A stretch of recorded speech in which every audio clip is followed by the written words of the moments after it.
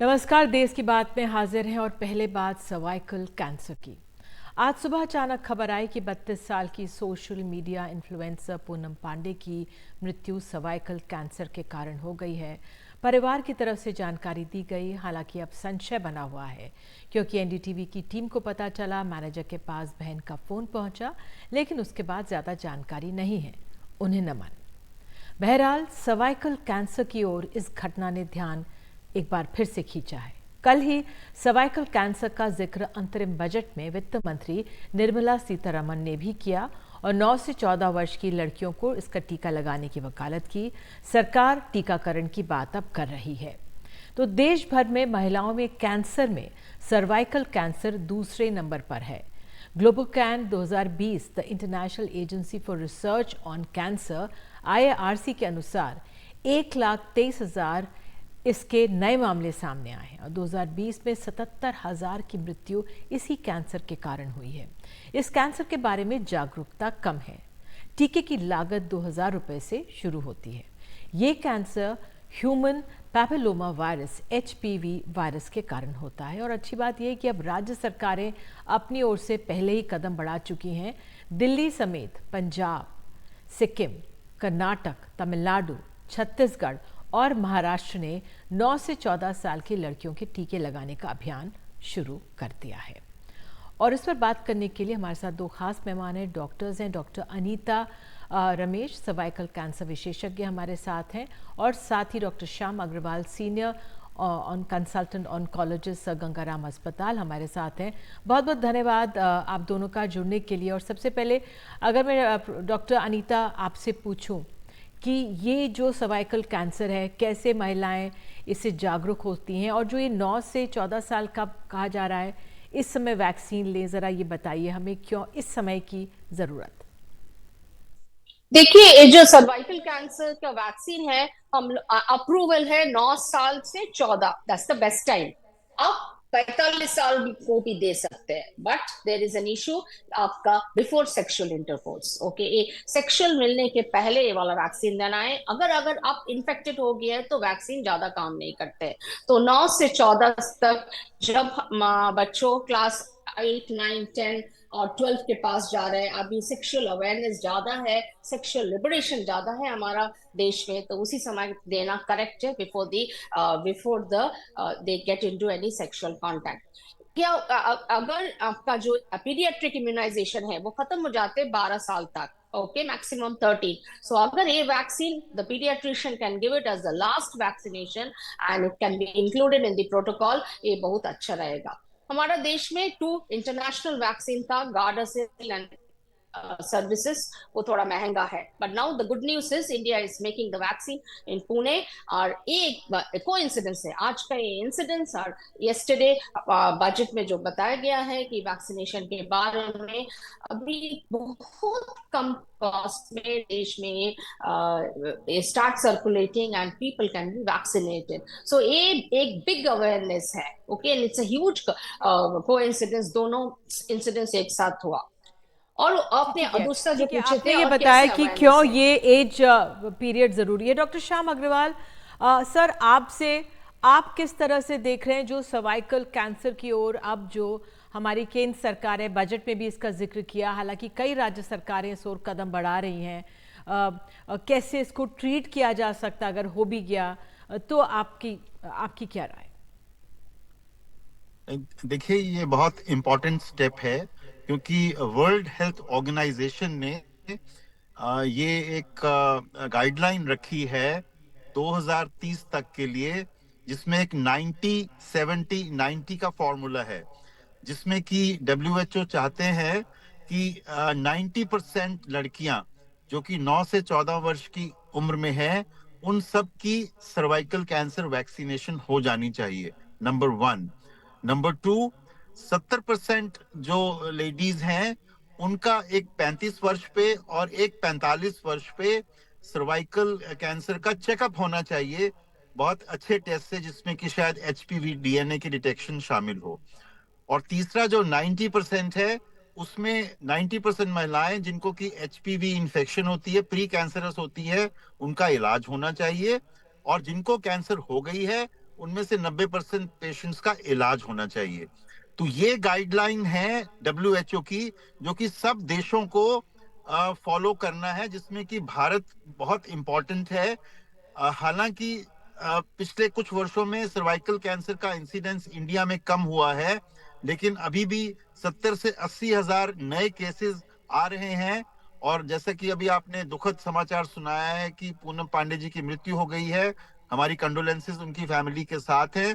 और उन सब से हम प्रेरणा लेते हुए भारतवर्ष में, जैसा कि डॉक्टर अनीता कह रही थी, कि इंडियन वैक्सीन आ गई है, जो कि 200 रुपए की शायद एक डोज मिल सकती है। तो उसका उदाहरण लेते हुए, उसका यूज करते हुए स्कूल्स के अंदर 9 से 14 साल की लड़कियों को एक नेशनल अभियान होना चाहिए कि बच्चियों को वैक्सीनेट किया जाए। बिल्कुल। प्रोफेसर अनीता, आपसे ये कि भाई कैसे अगर 9 से 14 साल की उम्र में वैक्सीन लगा या नहीं लगा, कैसे इसके बारे में अवेयर हो?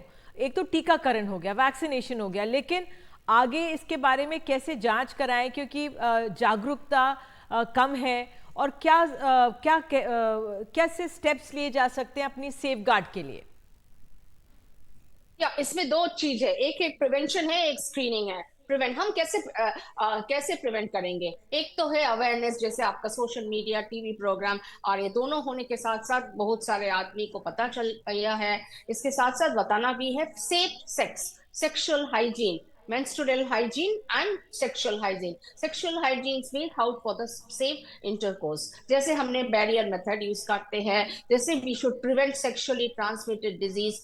एक बड़े डिजीज है HIV, उसके से भी सर्वाइकल कैंसर होते हैं। ह्यूमन पैपिलोमा वायरस इंड्यूस, वो अनसेफ सेक्स से होता है। तो we have to be very very clear and educated that हम किसके साथ सेक्स कर रहे हैं। ऑल्सो उसके साथ साथ promiscuous sex partner, multiple sex partners, इसी से ज्यादा इन्फेक्शन आते हैं।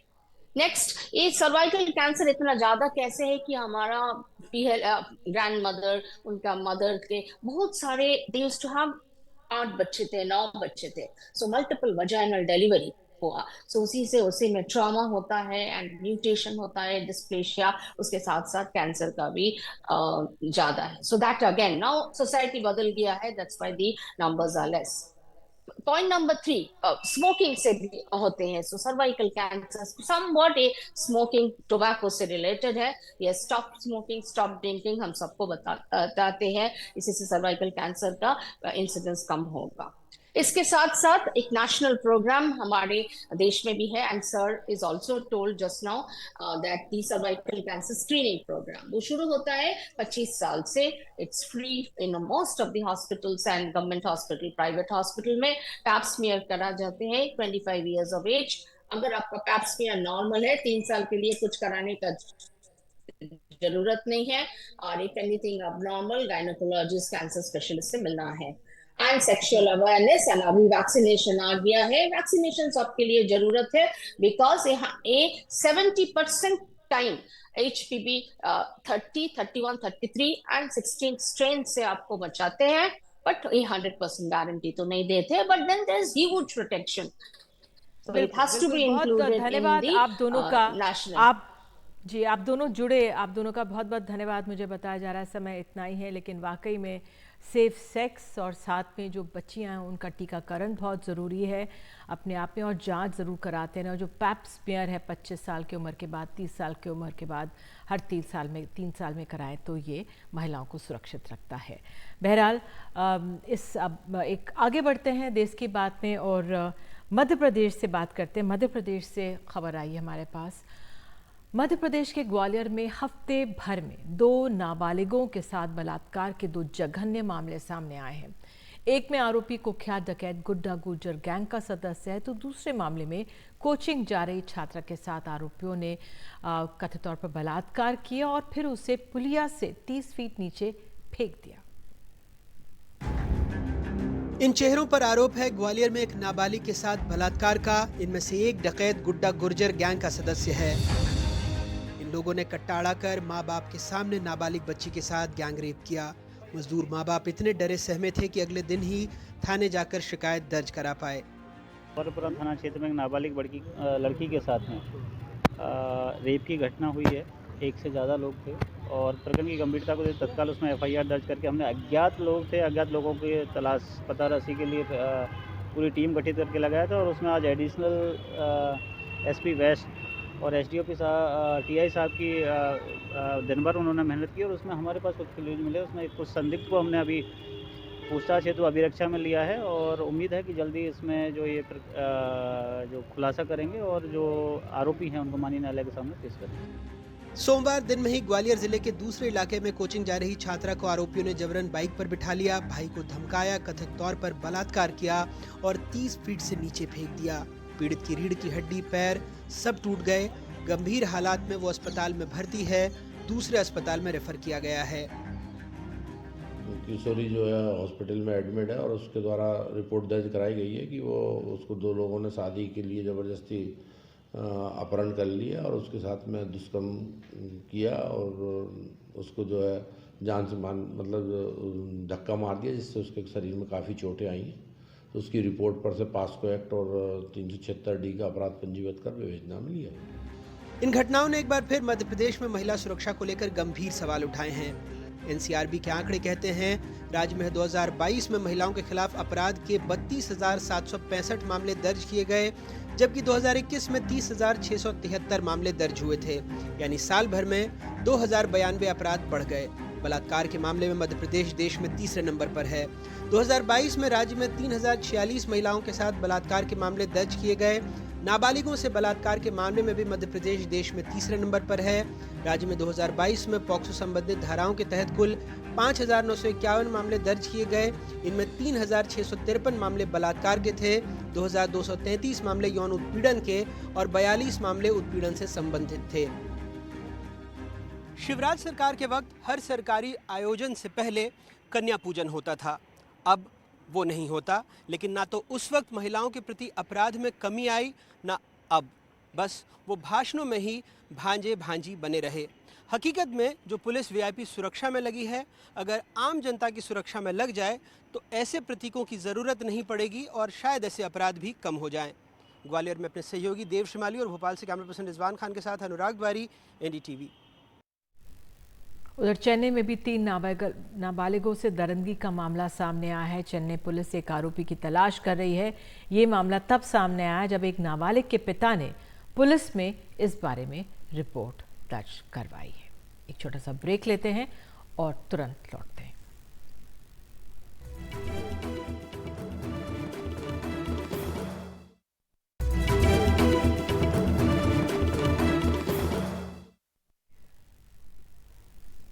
सोमालिया के पूर्वी तट पर इंडियन नेवी ने समुद्री लुटेरों की एक और कोशिश को नाकाम कर दिया है। ईरान के झंडे वाले एक जहाज को INS शारदा ने बचाया, जिस पर ईरान के 11 और पाकिस्तान के 8 लोग सवार थे। और जानकारी दे रहे हैं हमारे सहयोगी राजीव रंजन। राजीव, और क्या डिटेल्स मिली हैं?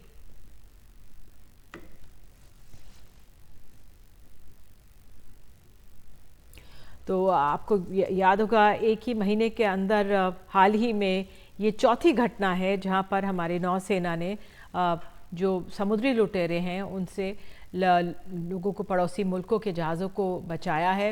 राजीव, तो इस अब जो सोमालिया के पूर्वी तट पर जब ये एक और जो खेप है ईरान के और पाकिस्तान के लोगों को बचाया है हमारे नौसेना के लोगों ने, क्या डिटेल्स और मिल रही हैं?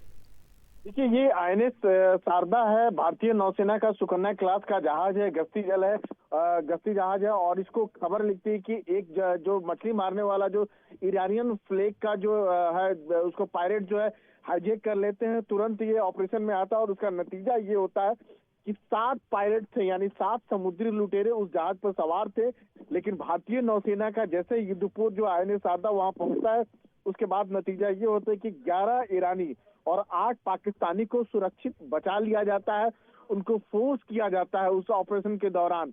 और अभी जो स्थिति ये बताई जा रही है कि उस जहाज को पूरे सैनिटाइज किया जाता है और फिर जहाज जो है अपने ऑपरेशन की ओर मूव कर जाता है। आपको बता दें कि INS शारदा जो है वही जो नौसेना का जंगी जहाज है, इससे पहले श्रीलंका के जो मछुआरे थे वहां उनको बचाया था। तो ये लगातार जो है भारतीय नौसेना का युद्धपोत जो है वो चाहे किसी भी फ्लैगशिप का जहाज हो, कहीं का जहाज हो, जो पूरे जो इलाके की बात करें गल्फ ऑफ एडन से लेकर अरब सागर में जहां जहां जिनको मुसीबत आती है कॉल किया जाता है, भारतीय नौसेना के युद्धपोत वहां पहुंच जाते हैं मदद करने के लिए।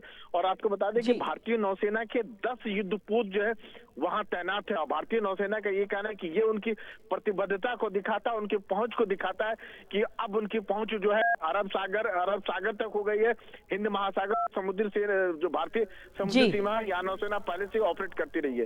जी बहुत बहुत धन्यवाद राजीव इस जानकारी के लिए। और पश्चिम बंगाल से खबर, केंद्र सरकार के खिलाफ ममता बनर्जी ने कोलकाता में 48 घंटों का धरना शुरू कर दिया। आपको तस्वीरें दिखाते हैं। वो केंद्र के पास बकाया अलग अलग योजनाओं का पैसा देने की मांग कर रही हैं। तृणमूल कांग्रेस का आरोप है कि पश्चिम बंगाल का केंद्र पर 7,000 करोड़ रुपए का बकाया है। इसमें से ज्यादातर पैसा मनरेगा का है।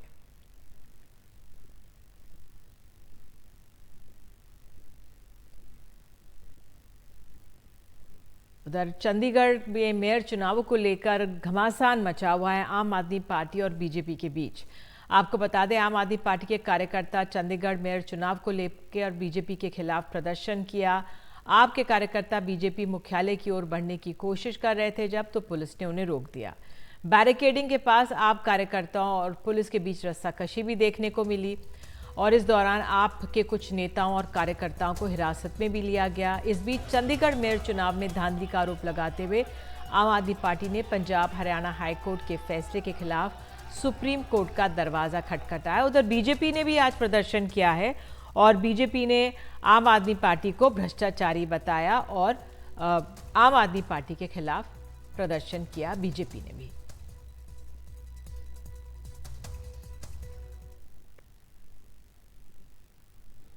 मेयर का चुनाव था, लेकिन दुनिया की सबसे बड़ी पार्टी चंडीगढ़ के चुनाव में वोटों की चोरी करते हुए पकड़ी गई, रंगे हाथों पकड़ी गई।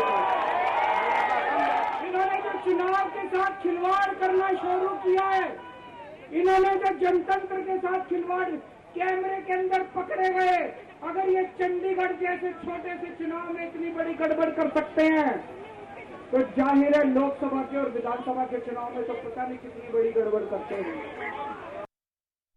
उधर चंपाई सोरेन ने झारखंड के 7वें मुख्यमंत्री के तौर पर शपथ ले ली है। झारखंड में अब महागठबंधन सरकार को 10 दिन में बहुमत साबित करना है। हालांकि महागठबंधन के विधायकों की टूट का खतरा जिस तरह से लग रहा है, इसलिए शपथ ग्रहण के बाद जेएमएम आरजेडी कांग्रेस विधायकों को हैदराबाद ले जाया गया। तस्वीरें, ये लोग पहुंच भी गए हैं, वो तस्वीरें भी आपको दिखाएंगे। हमारी सहयोगी उमा सुधीर ने कांग्रेस के जो नेता हैं, क्योंकि ये 3 पार्टियों की सरकार है यहाँ पर, अनिल कुमार यादव विधायक है कांग्रेस से, उनसे बात की है उमा सुधीर ने। कितने एमएलए? वहाँ पे लगभग 36 एमएलए और उनके साथ काफ़ी स्टाफ भी ट्रैवल कर रहा है। तो वहाँ बेगमपेट से हम लोग यहाँ पे लियोनिया रिसोर्ट पे उनको लेके आके हम लोग अकोमोडेशन दिया है।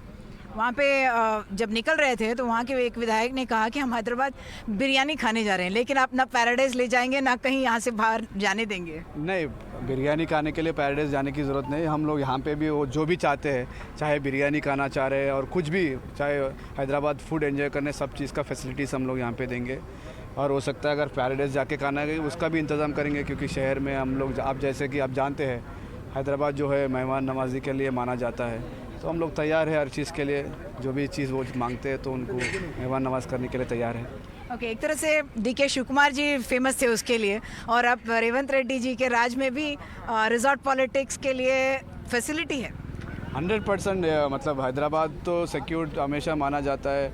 तो जैसे आपने बताया कि बेंगलुरु में भी पहले ये प्रैक्टिस होता था, लेकिन अब हैदराबाद में तो उस तरह का फैसिलिटीज़ हमारे हैदराबाद में भी है, उस तरह का सिक्योरिटी लीडरशिप को कॉन्फिडेंस है कि हैदराबाद भी बहुत सिक्योर्ड है। जो भी अगर टास्क दिया जाता है वो लोग फुलफिल करेंगे। हमारे अध्यक्ष पीसीसी प्रेसिडेंट रेवंत रेड्डी जी के उनके ऊपर कॉन्फिडेंस है कि ये मतलब हर चीज़ देख लेंगे यहाँ पे।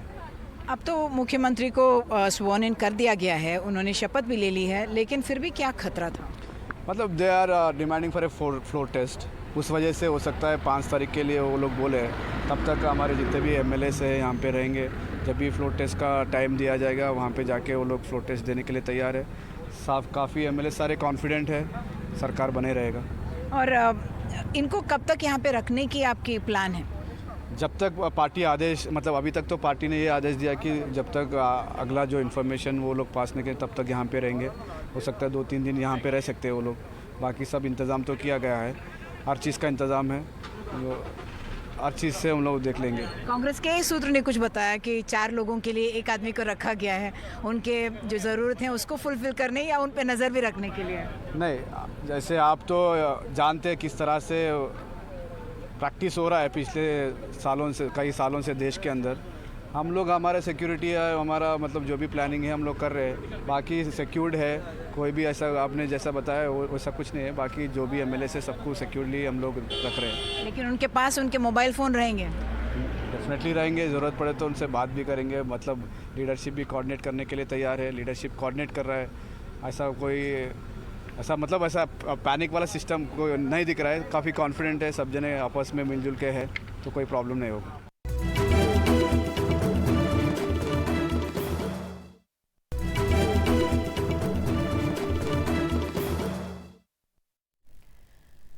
बात उत्तर प्रदेश की ज्ञानवापी परिसर के व्यास तहखाने में पूजा जारी रहेगी। इलाहाबाद हाई कोर्ट में आज 31 जनवरी को वाराणसी जिला अदालत के फैसले के खिलाफ मुस्लिम पक्ष की याचिका पर सुनवाई हुई।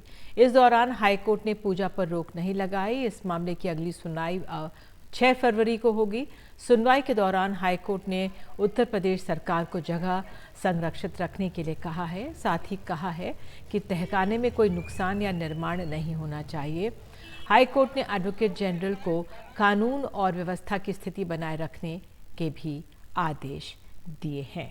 और ज़्यादा जानकारी दे रहे हैं इस पे हमारे सहयोगी रणवीर सिंह। वाराणसी में भारी सुरक्षा के बीच नमाज शांतिपूर्वक अदा कर ली गई। ज्ञानवापी परिसर में 2000 के आसपास नमाजी नमाज करने पहुंचे और बाहर सुरक्षा का कड़ा घेरा रहा। आज का दिन बेहद महत्वपूर्ण था क्योंकि सुबह से ही इंतजामिया कमेटी की तरफ से दुकानों को बंद करके विरोध जताने का ऐलान किया गया था। उसके बाद हाई कोर्ट में सुनवाई थी और तीसरा बड़ा मामला था नमाज का, और ये तीनों मामले फिलहाल हो चुके हैं। सुबह से जो मुस्लिम बहुल इलाके थे वहाँ पर दुकानें बंद रहीं, लोग अपने घरों में रहे, लेकिन दोपहर होते होते लोग अपने घरों से निकले, ज्ञानवापी परिसर में नमाज पढ़ने पहुँचे। और पुलिस प्रशासन ने ज्ञानवापी और विश्वनाथ मंदिर तक की तरफ जाने वाला जो सड़क है उसको दोनों तरफ से बैरिकेड किया था और उतने ही नमाजियों को ज्ञानवापी परिसर जाने दिया गया जितनी की क्षमता उस परिसर के अंदर की है। बाकी सारे नमाजियों को पहले ही रोक दिया गया और साथ ही जो पूजा करने वाले लोग हैं उनको भी जाने दिया गया, लेकिन लोगों को लाइन बना करके एक नियम के साथ, ताकि कोई कानून व्यवस्था की स्थिति ना बिगड़े। दोपहर में जब हाई कोर्ट में इस मामले की सुनवाई हुई तो हाई कोर्ट ने हिंदू और मुस्लिम दोनों पक्षों को सुना और दोनों पक्षों को सुनने के बाद कोर्ट ने तय किया है कि 6 तारीख को इस मामले में फिर से सुनवाई होगी। लेकिन हाई कोर्ट ने फिलहाल न ही पूजा पर रोक लगाई है और न ही हिंदू पक्ष की अपील पर इस मुस्लिम पक्ष की याचिका को खारिज किया है। ऐसे में आज दोनों पक्षों ने कोर्ट के सामने अपनी अपनी तर्क के साथ अपनी अपनी बातें रखी, लेकिन फिलहाल अब 6 तारीख को तय होगा कि ज्ञानवापी मामले में जो तहखाना है उस तहखानों को खोले जाने पे हाई कोर्ट क्या आदेश देता है। तो फिलहाल हाई कोर्ट ने सुनवाई कर ली है और पूजा पर रोक लगाने से इनकार कर दिया है। तो इस इनकार के बीच में 6 तारीख तक ज्ञानवापी मस्जिद के नीचे व्यास जी का जो तहखाना है वो तहखाना खुला रहेगा और आम लोग दर्शन पूजन करते रहेंगे। तो शांति से नमाज भी बीत गई, हाई कोर्ट में आज सुनवाई भी हो गई और वाराणसी के मुस्लिम बहुल इलाकों में दुकानें भी बंद रहीं। तो फिलहाल जो आज जो शुक्रवार का दिन था वो बनारस के लिए बड़ा तो था, लेकिन शांति से जो पूरा ज्ञानवापी का मामला है वो निपट गया। वाराणसी से कैमरा पर्सन राजेश गुप्ता के साथ रणवीर, एनडीटीवी इंडिया के लिए। प्रधानमंत्री मोदी ने कहा है कि देश में नया मिडिल क्लास तेजी से बढ़ा है। उन्होंने भारत मोबिलिटी ग्लोबल एक्सपो 2024 में कहा है कि देश 2047 तक विकसित देश के लक्ष्य की तरफ बढ़ रहा है। और आइए सुनते प्रधानमंत्री ने यहाँ क्या कहा। साल 2014 के पहले 10 सालों में भारत में 12 करोड़ के आसपास गाड़ियों की बिक्री हुई थी, जबकि 2014 के बाद से देश में 21 करोड़ से ज्यादा गाड़ियों की बिक्री हो चुकी है। 10 साल पहले भारत में साल भर में 2000 तक इलेक्ट्रिक गाड़ियां बिक रही थी। वहीं अब भारत में करीब 12 लाख इलेक्ट्रिक गाड़ियां हर साल बिक रही है। और आपको बता दें, एनडीटीवी के एडिटर इन चीफ संजय पवलिया के साथ वित्त मंत्री निर्मला सीतारमण का पूरा इंटरव्यू देखिए आज रात 8 बजे एनडीटीवी इंडिया पर।